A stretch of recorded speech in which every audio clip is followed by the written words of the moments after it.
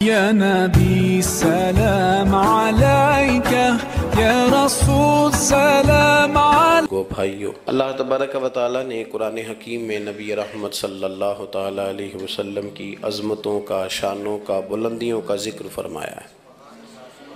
امت مسلمہ نے اور امت کے مفسرین نے، علماء نے نبی پاک صلی اللہ تعالیٰ علیہ وسلم کی ہر عظمت پر، سید عالم صلی اللہ تعالیٰ علیہ وسلم کو عطا کی گئی ہر شان پر تفصیل سے کلام فرمایا۔ ہمارے بزرگوں نے سید عالم علیہ السلام کی عظمتوں کو کھول کھول کر امت کو سنایا اور بتایا، لیکن پھر بھی بہت سارے پہلو تشنا ہیں، اور جیسے جیسے وقت گزرتا جائے گا امت تک حضور سید عالم علیہ السلام کی عظمتوں کو پہنچایا جاتا رہے گا اور لوگ اس سے استفادہ کرتے رہیں گے۔ قرآن مجید میں اللہ تعالیٰ نے ارشاد فرمایا کہ یا ایھا النبی انا ارسلناک شاہدا ومبشرا ونذیرا، اے محبوب علیہ السلام، بے شک ہم نے آپ کو گواہ بنا کے بھیجا ہے، خوشخبری دینے والا بنا کے بھیجا ہے اور ڈر سنانے والا بنا کے بھیجا۔ پھر فرمایا وَدَاعِيًا إِلَى اللَّهِ بِإِذْنِهِ، اور ہم نے آپ کو اللہ کی طرف دعوت دینے والا بنا کے بھیجا ہے اس کے اذن کے ساتھ، وَسِرَاجًا مُنِيرًا، اور آپ کو چمکتا ہوا آفتاب بنا کے بھیجا ہے۔ دنیا کے اندر انسان میں جو چیز اسے رغبت دیتی ہے، جو اس کو عمل پر ابھارتی ہے، وہ اس کا عقیدہ اور اس کی سوچ ہوتی ہے۔ انسان کے جو افکار ہوتے ہیں نا، جو اس کی سوچیں ہوتی ہیں، وہ اس کے عمل کو مرتب کرتی ہیں۔ انسان کا جس طرح کا نظریہ ہوتا ہے، پھر وہ زندگی میں عمل بھی اسی طرح کے کرتا ہے، لوگوں کے بیچ رہ کے وہ وقت بھی اسی طرح ہی گزارتا ہے۔ قریش مکہ اور حضور سید عالم صلی اللہ تعالیٰ علیہ وسلم سے جو پہلے کے لوگ تھے، ان کے افکار بہت ساری خرابیوں کا شکار ہو گئے تھے، فکری کمزوریاں پیدا ہو گئی تھیں، مختلف قسم کی اوہام پرستی کا وہ شکار تھے، توہمات میں الجھ گئے تھے۔ حج کا موقع آیا ہے تو اب انہوں نے قبولیت کا یہ نظریہ گھڑ لیا ہے کہ ننگے ہو کے معاذ اللہ طواف کریں گے بیت اللہ کا۔ قربانی کا موقع آیا ہے تو جانوروں کا خون دیواروں کے ساتھ لگائیں گے خانہ کعبہ کی۔ اور قرآن حکیم ہمیں یہ بھی بتلاتا ہے کہ جب حج کر کے لوٹتے ہیں تو اب دروازوں سے نہیں گزرنا، اب ہم نے کوئی اور رستے پھلانگ کے گھروں میں آنا ہے، اس لیے کہ ہم نیک ہو کے آئیں۔ تو مختلف قسم کی توہمات انہوں نے گڑھ لی تھی، اللہ تبارک و تعالیٰ کی ذات کے بارے میں بھی، انبیاء کرام علیہ السلام کے بارے میں بھی۔ قرآن مجید ہمیں کہتا ہے کہ یہودیوں نے جناب عزیر علیہ السلام کو اللہ کا بیٹا کہا، عیسائیوں نے معاذ اللہ حضرت عیسیٰ علیہ السلام کو اللہ کا بیٹا کہا۔ تو افکار کے اندر جب انسان کے بہت زیادہ خرابیاں آ جاتی ہیں، یعنی ایک آدمی کا ذہن بن گیا نا سارے لوگ چور ہی ہیں، تو پھر کسی سے دوستی کرنا، کسی کے ساتھ چلنا، وقت گزارنا اس کے لیے دشوار ہی نہیں محال بھی ہو جاتا ہے۔ اور اگر انسان محسوس کرنے لگتا ہے نا کہ یار نہیں، ایسا نہیں ہے، یہ میرے رسول کریم کی امت ہے، اور حضور علیہ السلام نے فرمایا میری امت کبھی گمراہی پر جمع نہیں ہوگی، تو امت میں خیر ہے، ہمیں خیر کو تلاش کرنا چاہیے۔ پھر انسان آہستہ آہستہ نرم ہونے لگتا ہے، لوگوں کو گنجائش دینے لگتا ہے، اور ان کی باتوں کو، ان کی کمزوریوں پر وہ استدلال کرتا ہے کہ یہاں کمزور پڑ گئے ہوں گے، یہاں یہ مسئلہ ہو گیا ہوگا۔ وہ کسی نے کہا تھا کہ جانے کس عمر میں جائے گی یہ عادت میری، روٹنا اس سے تو اوروں سے الجھتے پھرنا۔ کئی دفعہ یوں بھی ہوتا ہے۔ تو ہمارے ہاں افکار میں اگر حسن رہے، تازگی رہے، خوبصورتی رہے، اب بھی کچھ لوگ ایسے ہیں جو اعتدال کا رستہ چھوڑ جاتے ہیں۔ صوفیاء کی جماعت میں جب سے ملنگوں نے قدم رکھا ہے، اور بہت سارے ایسے لوگ جو کہتے ہیں کہ نہیں تمہیں نہیں پتہ بات معرفت کی ہے، تو ان لوگوں نے بھی خرابی پیدا کر دی۔ پھر اس کا نقصان یہ ہوا کہ کچھ دانشوروں نے، شعراء نے، سیاستدانوں نے معاذ اللہ یہاں تک کہنا شروع کر دیا کہ جو جس کو بھی پکارتا ہے کسی نہ کسی روپ میں اللہ کو ہی پکارتا ہے۔ افکار میلے کر دیے، بھئی اگر جس کو بھی جو پکارا جا رہا تھا تو وہ معاذ اللہ اللہ کو ہی پکارا جا رہا تھا، جس کے سامنے جو جھکتا تھا تو کوئی نہ کوئی اس کے ہاں توحید پائی ہی جاتی تھی، تو پھر اللہ کے رسول بتوں کے خلاف کیوں جہاد کرتے رہے؟ پھر لا الہ الا اللہ کا کیا معنی ہوا؟ تو ایک تو وہ طبقہ آیا، پھر ایک الحاد اور بے دینی کا رویہ کچھ لوگوں نے یہ بھی اختیار کیا کہ معاذ اللہ انہوں نے مسبب الاسباب کی بجائے لوگوں کو اسباب پر زیادہ توکل کرنے کا معاذ اللہ درس دیا۔ دعاؤں سے کام نہیں چلتا، خالی نعروں سے بات نہیں بنتی۔ اس کو یہاں تک لے گئے کہ اگر آج انہیں حضور کا کوئی معجزہ بتایا جائے، کسی کرامت کی بات کی جائے، اللہ تبارک و تعالیٰ کی طرف سے عطا کردہ کسی انہونی ایسی بات میں جس میں خالصتاً قدرت الہی کا دخل ہو، تو ان لوگوں کے لیے ماننا مشکل ہو جاتا ہے، کیونکہ انہوں نے زور ہی اس بات پہ دے دیا ہے۔ تو ان سارے رویوں کے اندر ہمیں پھر پلٹ کر انہی تعلیمات کی طرف توجہ کرنی ہوگی جو مدینے والے محبوب نے ہمیں عطا فرمائی، جو حضور نے عقائد اور نظریات کا حسن ہمیں عطا فرمایا۔ یہ میرا دور گھبرائے ہوئے لوگوں کا دور ہے، پریشان لوگوں کا دور ہے۔ ڈپریشن کے مریضوں کی تعداد 65% تک پہنچ گئی ہے۔ اس قدر زیادہ لوگ ڈرے ہوئے، پتہ نہیں کیا ہوگا۔ جو غریب ہو گیا وہ جانتا ہے شاید کبھی بھی میرا ہاتھ نہیں پڑے گا، جو بیمار ہو گیا وہ سمجھتا ہے کہ شاید کبھی تندرست نہیں ہوگا۔ تو کمزوری آ گئی اور تیزی کے ساتھ آئی۔ ٹی وی پہ بیٹھے لوگوں نے بھی کمزور کیا۔ پھر ایک تعویذ دھاگے والے تھے، انہوں نے بھی کہہ دیا تینوں کسی نے کچھ کیتا ہے۔ او بھئی کنے کیتا ہے؟ کہندا ہے دا مینوں حکم ہی نہیں، مینوں تے شرارت دا حکم سی وہ میں کر چھڑی، تینوں کسی نے کچھ ہے۔ اب تو سوچتا رہ، جتنے تیرے دشمن ہیں تو ان کی لسٹ بنا لے۔ تو شرارتیں ہوئیں، لوگ کمزور ہوئے، افکار کے اندر کمزوری آئی۔ رسول کریم صلی اللہ علیہ وسلم لوگوں کو طاقتور کرتے، توکل کا درس دیتے، توحید باری تعالیٰ کے ستھرے جذبے حضور اپنے غلاموں کو عطا فرماتے، ان کی فکری حضور تربیت فرماتے، فکری۔ اللہ کے رسول صلی اللہ علیہ وسلم غار ثور میں موجود ہیں، ساتھ سیدنا صدیق اکبر رضی اللہ تعالیٰ عنہ۔ کفار جو گرفتار کرنے والے تھے، پیچھے لگے ہوئے تھے، وہ غار ثور کے دروازے تک آ گئے۔ جس طرح ڈاکٹر بول دیتا ہے، وہ کہہ دیتا ہے کہ اب جناب مشکل ہے، اگلے ہفتے آپ چلے جائیں گے، تو وہ جو کمزور لوگ ہیں انہوں نے اگلے ہفتے کیا جانا ہوتا ہے، وہ جب ڈاکٹر بتاتا ہے اسی وقت ہی فوت ہو جاتے ہیں۔ وہ کہتے ہیں اگلا ہفتہ تو لیٹ ہے، اسی وقت ہی سمیٹ لیتے ہیں سامان سفر۔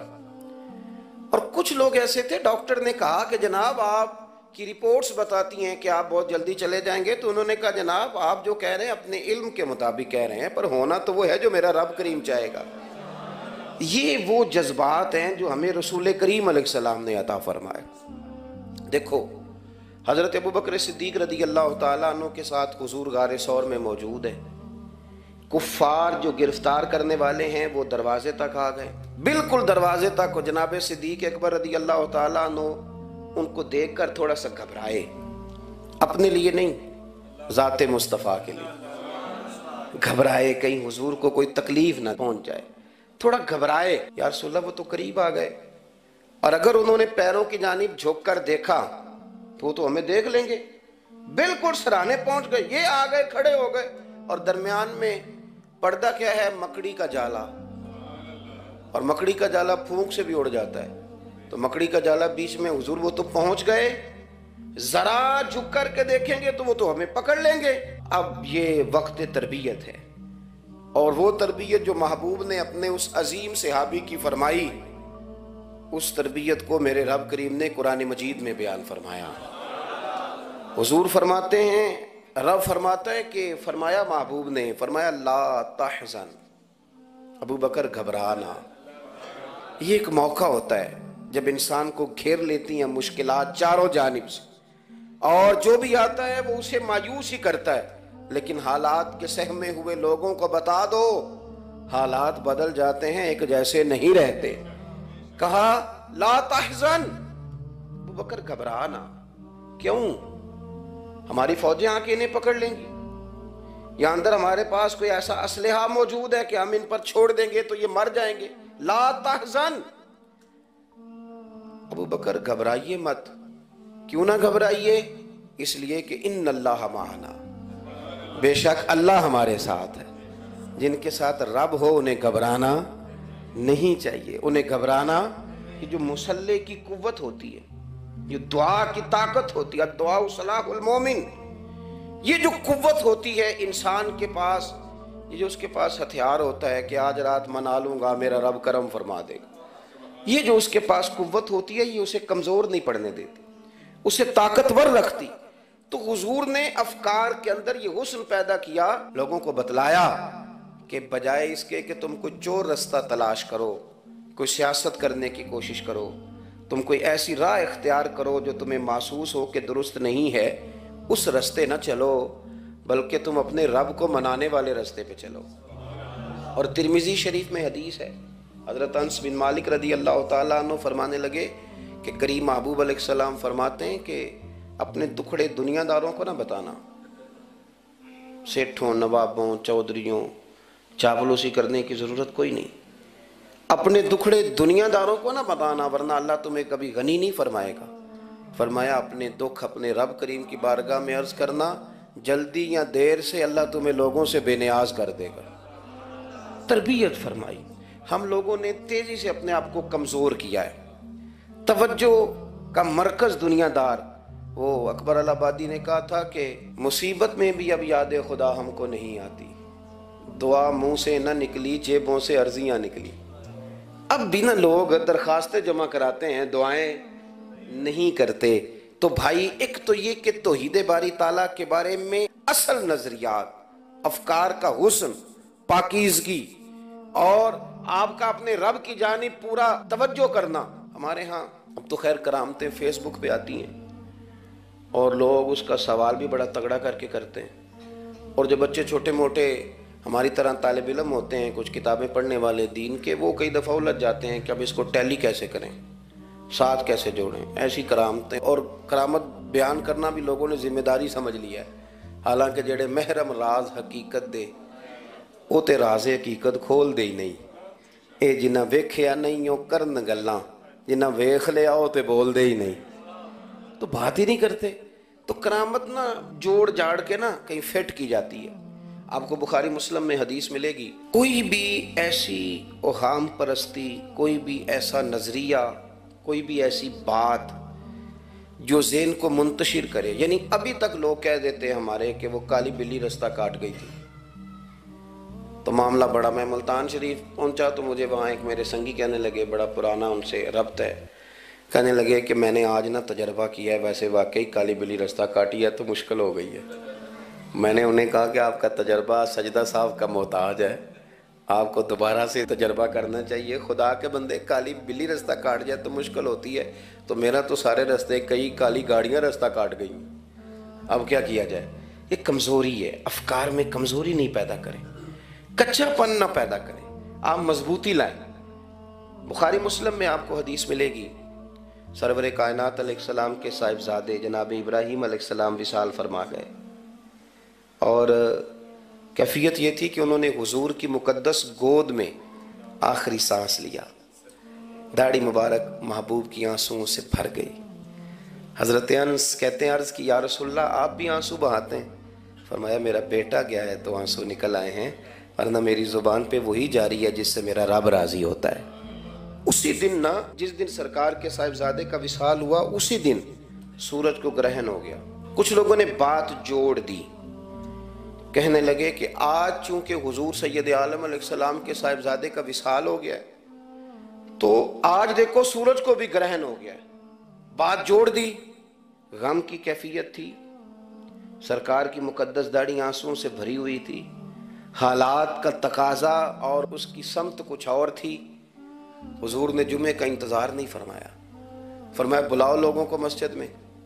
لوگ جمع ہو گئے اور صحابہ فرماتے ہیں ہمارے خیال میں یہ تھا کہ یہ موقع نہیں تھا، آج نہ جہاد کے لیے حکم آنا ہے، کس مقصد کے لیے حضور نے طلب فرمایا، لیکن جب ہم گئے اتنا ضروری کام ہے نظریات کا صاف ہونا کہ اللہ کے محبوب نے لوگوں کو اسی دن بلا کے فرمایا لوگوں سنو، سورج اور چاند کو جب گرہن لگے تو استغفار پڑھا کرو، تسبیحات کیا کرو، نوافل ادا کیا کرو، اللہ کے حضور حاضر ہوا کرو۔ فرمایا یہ سورج اور چاند کو جب گرہن لگے تو یہ اللہ کی نشانیوں میں سے نشانی ہوتا ہے، کسی بندے کے دنیا سے جانے کا اس کے ساتھ کوئی تعلق نہیں۔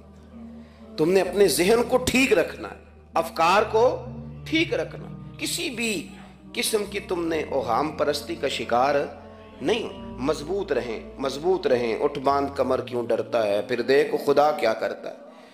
آپ مضبوط رہیں، جب مضبوط رہیں گے تو انشاءاللہ توانائی اللہ کی طرف سے عطا کر دی جائے۔ دوسری بات، نبی پاک صلی اللہ تعالیٰ علیہ وسلم نے نا تمام انبیاء کرام علیہم السلام کے بارے میں لوگوں کے ذہنوں کی اصلاح کی۔ آپ کبھی قرآن حکیم کا مطالعہ فرمائیں، احادیث مبارکہ کو پڑھیں تو میرے محبوب کریم کی شان یہ ہے کہ حضور نا انبیاء کی شانیں بیان کرتے ہیں۔ حضرت موسیٰ کلیم اللہ ہیں، کس نے ہمیں بتایا؟ قرآن و حدیث نے بتایا۔ شانیں بیان کی نبیوں کی، عظمتیں بیان کی۔ حضرت ابراہیم خلیل اللہ ہیں، یہ ہمیں قرآن نے بتایا، حضور نے بتایا، لیکن ساتھ ہمیں یہ بھی بتایا کہ ہیں یہ اللہ کے بندے، ہیں یہ اللہ کے رسول۔ نبی پاک صلی اللہ تعالیٰ علیہ وسلم نے افکار اور نظریات انبیاء کے بارے میں لوگوں کے درست فرمائے۔ مجموع الزوائد میں حضرت مولا علی شیر خدا رضی اللہ تعالیٰ عنہ کی حدیث مروی ہے، ایک بدو آ گیا حضور کی بارگاہ میں کچھ مانگنے کے لیے۔ مولا کائنات رضی اللہ تعالیٰ عنہ فرماتے ہیں سرکار جب کسی بات کا جواب نہ دینا چاہتے تھے تو خاموش ہو جاتے تھے، کچھ دیر خاموش رہتے تھے۔ اور حضور کا خاموش رہنا بھی ہمارے محدثین نے محفوظ کیا ہے۔ اقسام حدیث میں سے ایک حدیث ہے جسے حدیث تقریری کہا جاتا ہے، وہ حدیث ہے جس میں حضور خاموش رہے، کوئی کام کیا گیا تو سرکار خاموش رہے۔ حضرت مولا علی کہتے ہیں حضور نا خاموش ہو گئے، لیکن چونکہ دیہاتی تھا، سادہ تھا، اس نے جب بار بار گفتگو چھیڑنا چاہی تو پھر حضور نے فرمایا چل پھر مانگ لے کیا مانگتا ہے، مانگ لے پھر کیا مانگتا ہے، کر سوال۔ دیہاتی تھا، سادہ آدمی تھا۔ مولا کائنات فرماتے ہیں ہمیں یوں لگا کہ اب نہ یہ آخرت اپنی سوار جائے گا، جنت کا سوال کرے گا، لیکن بڑا ہی سادہ تھا۔ مانگنے پہ بھی آیا تو کیا مانگا؟ کہنے لگا یا رسول اللہ صلی اللہ علیہ وسلم میں نے سفر کرنا ہے، مجھے ایک اونٹ نہیں عطا کر دیتے؟ حضرت سلطان باہو سے کسی نے کہا کہ بڑے لوگ مرید ہوتے ہیں، تو فرمانے لگے رابطہ طالب کوئی نہیں ملیا، جو ملیا طالب زرد آؤ۔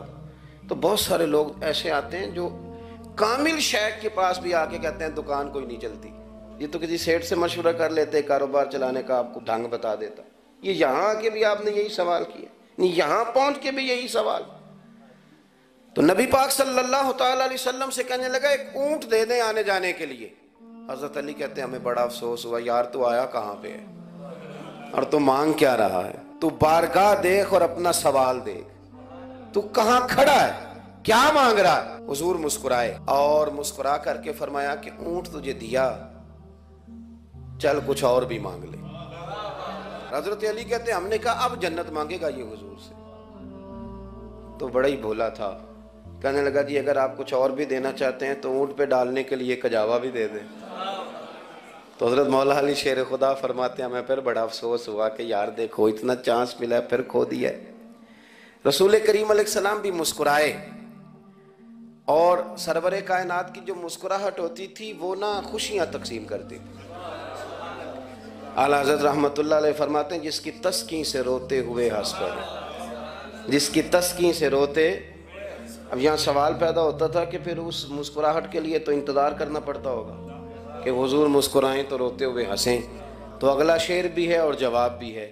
فرمانے لگے جس کی تسکین سے روتے ہوئے ہنس پڑیں اس تبسم کی عادت پہ لاکھوں سلام۔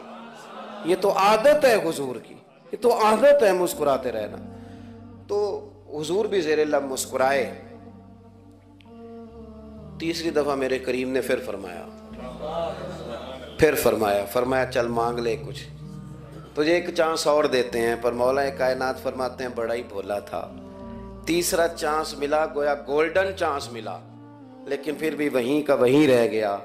کہنے لگا ٹھیک ہے اگر آپ کچھ اور بھی دینا چاہتے ہیں تو میرا سفر لمبا آنے جانے کا خرچہ بھی دے دیں۔ اللہ اکبر۔ اب حضور عقائد کی بابت بتانے لگے کہ رسالت کے بارے میں، محبوب کے بارے میں عقیدہ کیسا ہونا چاہیے۔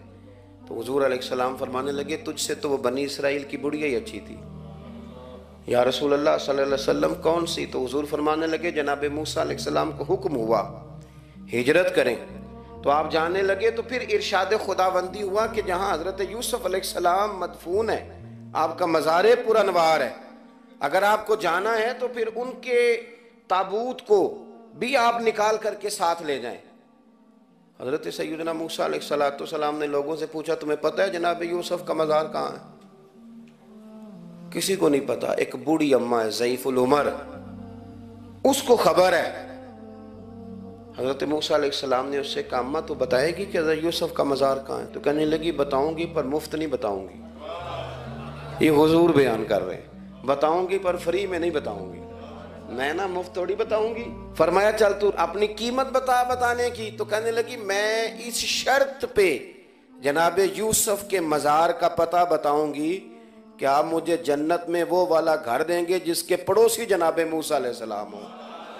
آپ کے پڑوس میں گھر چاہیے۔ تجھ سے تجھی کو مانگ کے میں نے مانگ لی ساری کائنات، وہ والا مکان چاہیے جس کے پڑوسی آپ ہوں۔ تو حضرت موسیٰ کلیم فرمانے لگے اماں چل جنت مانگ، تو نبیوں کے قریب مکان مانگ رہی ہے، وہ تو بڑا اونچا درجہ ہوگا، تو بڑی دور پہنچ گئی، اتنی بڑی سوسائٹی میں پلاٹ مانگ لیا، وہاں پہنچ گئی۔ تو بوڑھی کہنے لگی ٹھیک ہے پھر اگر یہ معاملہ ہے تو پھر ختم ہو گئی بات، اگر آپ نہیں بتاتے تو جائے میں بھی نہیں پتہ بتاتی۔ جب وہ اڑ گئی، ٹھہر گئی، اور اڑی بھی کس طرح، یہ بھی میرے اللہ کی توفیق، میری طلب بھی تو تیرے کرم کا صدقہ ہے، میری طلب بھی تو تیرے کرم کا صدقہ ہے، یہ پاؤں اٹھتے نہیں بلکہ یہ اٹھائے جاتے ہیں۔ تو وہ کہنے لگی میں نہیں پھر بتاتی، آپ کسی اور سے پوچھ لیں۔ جناب موسیٰ خاموش ہوئے تو ارشاد خدا بندی ہوا کلیم اپنے پڑوس میں مکان دینے کا وعدہ آپ کر لیں اور مکان انہیں میں عطا کر دوں گا۔ تو حضور سید عالم صلی اللہ تعالی علیہ وسلم نے اس بدو کی موجودگی میں تربیت فرمائی صحابہ کی، یہ چیزیں بھی حضور نے عطا فرمائی۔ لیکن جب تمہیں کہا جائے مانگو تو پھر یہ کریم رسول کا دروازہ ہے، مانگیں گے مانگے جائیں گے اور منہ مانگی پائیں گے۔ سرکار میں نہ لا ہے نہ حاجت اگر کی، تو افکار کا حسن، نظریات کی پاکیزگی۔ ہمارے ہاں نا آج کل جو ہمیں لیکچر دیے جاتے ہیں نا، بالخصوص جو طلباء سائنس پڑھتے ہیں، تو وہ جب سوالات اٹھاتے ہیں تو اس میں کچھ ایسی چیزیں بھی آتی ہیں۔ یہ ابھی کورونا کے حالات جب پچھلے دنوں چل رہے تھے تو اس وقت 2-3 قسم کے لوگ ہوئے۔ ایک تو وہ ہوتے ہیں جو بالکل ہی ڈرتے، کہتے ہیں چھوڑو جو ہوگا دیکھا جائے گا، اور ایک وہ ہوتے ہیں جو اتنا ڈرتے ہیں کہ بیچارے اپنے سائے سے بھی ڈرنے لگ جاتے ہیں۔ تو یہ دونوں باتیں جو ہیں یہ درست نہیں ہیں۔ درست کیا ہے کہ آپ احتیاط بھی کریں گے پر بھروسہ اپنے رب کریم کی ذات پر کریں گے، بھروسہ اللہ۔ تو لوگوں کو ڈرایا جاتا ہے اور جو خوف پھیلایا جاتا ہے ہمارے ہاں وہ بڑا عجیب قسم کا انداز ہے۔ قبر کو کھڑکی کوئی نہیں ہوتی، دروازہ کوئی نہیں ہوتا، آکسیجن کیسے جائے گی؟ یا آپ کبھی ٹویٹر پر مختلف بڑے لوگوں کے پیغامات دیکھیں تو موت کے بارے میں جب وہ چیزیں شیئر کرتے ہیں تو عجیب سا رنگ اس کا محسوس ہوتا ہے کہ اللہ جانے یہ بیچارہ کہاں کھڑا ہو گیا ہے، اور خوف، اور لوگ اس کا ذہن بنا کے ڈرتے ہیں۔ ڈرنا چاہیے، ضرور ڈرنا چاہیے، لیکن ایک بات یاد رکھیں، حضرت مولا علی فرمایا کرتے تھے کہ ڈرنا تو اپنے اعمال سے چاہیے اور ان کو درست کرنا چاہیے۔ ڈرنا تو اس چیز سے چاہیے کہ کیا ہم نے وہ رستہ اختیار کیا ہے جو قبر کو بالکل تنگ کر دے گا، جو جہنم کے گڑھوں میں سے گڑھا بنا دے گا۔ اگر وہ رستہ ہے اور اس پر آپ چلے ہوئے ہیں، آپ سخت ہو گئے ہیں، آپ نے سوچنا چھوڑ دیا ہے، آپ نے حقوق العباد کے معاملے کو ترک کر دیا ہے، آپ اپنی طبیعت کے لحاظ سے لوگوں کو ستانا مشغلہ بنا بیٹھے، آپ حلال حرام کی تمیز چھوڑ گئے، نگاہوں کی صفائی سے لے کر رزق حلال کو پیٹ میں لے جانے تک اگر غیر محتاط ہو گئے تو پھر تو خوف کھائیں۔ لیکن یہاں ان نظریات کی بابت جو حضور نے ہماری تربیت فرمائی، تو حضور نے ہمیں یہ نہیں فرمایا کہ میرا مومن ہو تو تم اسے کھڈے میں چھوڑ آؤ گے، ہو زندگی تقوی اور محتاط رہ کر گزارنے والا اور تم اسے کھڈے میں چھوڑ آؤ، یہ نہیں ہے، بلکہ فرمایا جو میرے مومن کی قبر ہوتی ہے روضۃ من ریاض الجنہ، وہ تم اسے نا کھڈے میں نہیں چھوڑ کے آئے، باغ میں چھوڑ کے آئے ہو۔ آپ باغ کا تصور کریں پھر قبر کو سوچیں، نہیں باغ میں چھوڑ کے، اور باغ بھی معمولی نہیں، جنت کے باغوں میں سے باغ، جنت کی کیاریوں میں سے، روضۃ من ریاض الجنہ۔ اب ذرا اس اینگل سے آپ اپنی قبر کو سوچیں، اس رویے کے ساتھ کہ اگر قبر آپ کی جنت کا باغ ہے تو باغ میں جاتے بندہ ڈرتا تو نہیں، اور باغ اتنا حسین ہے کہ جس میں پہلی آنکھ کھلے گی تو پہلی نظر اٹھے گی تو مدینے والے محبوب کا چہرہ نور نظر آئے گا. اتنا شاندار باغ ہے. آپ اس کی رعنائی، اس کا حسن اور اس کی خوشبو کو ملاحظہ فرمائیں. تو حضور نے نا ہماری تربیت فرمائی.